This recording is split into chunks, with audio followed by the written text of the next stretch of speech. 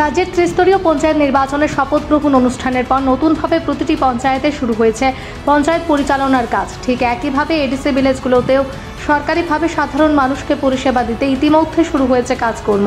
এমতাবস্থায় দু একজনের প্ররোচনায় বিভিন্ন অভিযোগ উঠে এসেছিল পঞ্চায়েত সচিব মন্তোষ রায়ের বিরুদ্ধে। এই বিষয় নিয়ে বিজেপি ও ত্রিপুরা মথা দলের নেতৃত্ব ও কর্মী সমর্থকদের নিয়ে এক যৌথ বৈঠক অনুষ্ঠিত হয় জৈথাং এডিসি ভিলেজে। এই বৈঠকে সিদ্ধান্ত নেওয়া হয় সবাই মিলে সাধারণ মানুষের হয়ে কাজ করে যাবেন এবং সরকারি সব ধরনের সুযোগ সুবিধা এডিসি ভিলেজ এলাকার মানুষ আগে যেভাবে পেয়েছেন এখনো সেভাবেই পাবেন।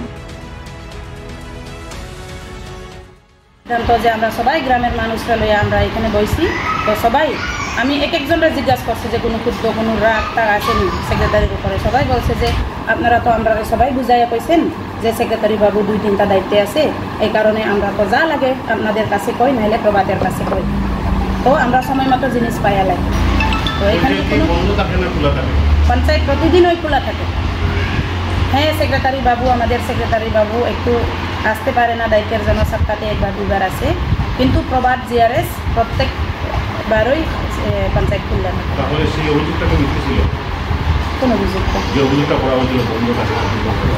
ওই অভিযোগটা তো এটাই তো কইতাছি, ওই অভিযোগটা হয়তো কেউ হয়তো আমি বলছি আগেই যে 100 জনের মধ্যে হয়তো আমার কেউ ভালো পাইতো না, 1-2 জন তো থাকতেই পারে।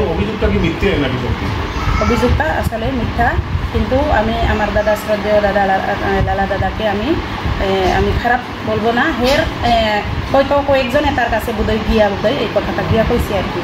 তো এই কারণে তাই নেই মানে আমরার সাথে যোগাযোগ না করে ডাইরেক্টলি মিডিয়া উঠাইছে আর কি।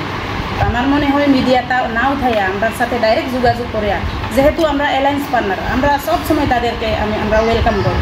আমরা সবসময় এখনও আগেও আর আগে দিকেও আমরা আমাদের আগামীকাল থেকে শুরু করে আগামী দিনেও আমরা তাদেরকে ওয়েলকাম করি, আমরা তাদের সাথে মিলেমিশে কাজ করি।